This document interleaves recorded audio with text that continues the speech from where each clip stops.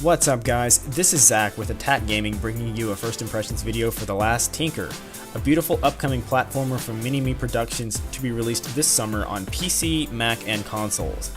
And I have to admit, this game really took me by surprise. For a game I'd never heard of, produced by a relatively unknown company, it's absolutely stunning from an artistic perspective. The first thing about the game that really grabs you are all the bright colors and the pleasant, inviting, warm atmosphere. The game has you running, jumping, and even rail grinding through a myriad of open levels, collecting items and fighting enemies, not unlike classic Rareware titles like Banjo Kazooie and Donkey Kong 64, mixed in with more modern titles like Assassin's Creed. The basic premise behind the game starts with you, the main character, a boy named Koru, fighting off the Bleakness, an evil force that has invaded the once euphoric Color Town, threatening to tear apart this once cohesive community. While this appears to be a kid's game at first glance, many of the game's themes are analogous to real-world issues that adults can relate to, like racism, where the Bleakness has caused the various colors to fight against one another and segregate themselves throughout the town. As Koru, you'll traverse Color Town fighting the Bleakness and restoring unity. Much of the demo had me running around performing various tasks with NPCs, teaching me how to play the game and preparing for the annual town race.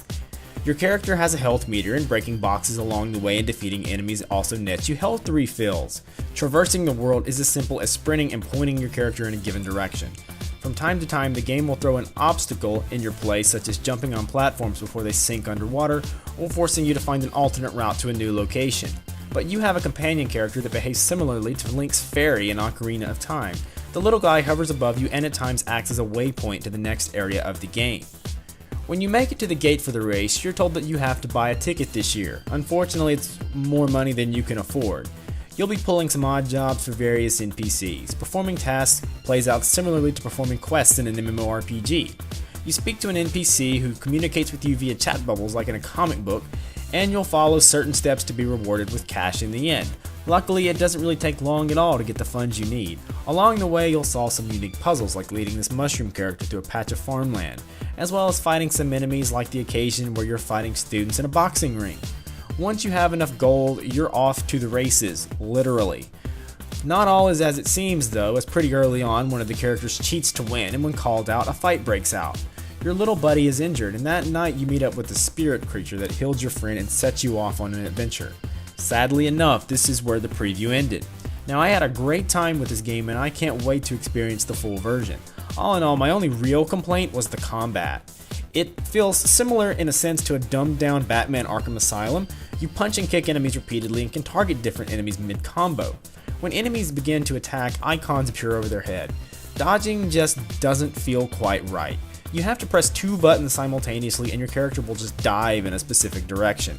Aside from that though, the game is a pleasant breath of fresh air that invokes memories of Mario and old school 3D platformers from gaming days gone by. Check out the game's official website to learn more about it, or check out the game's Steam page.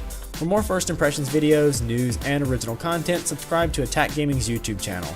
Be sure to be on the lookout for The Last Tinker, City of Colors to be released on PC, Mac, and consoles later this summer. What's up, Attackers? We are here with Mike, and we are at the worldwide headquarters of Loot Crate. This is where it all happens. So, Mike, let's take a look at what you guys got going on here. Let's do it.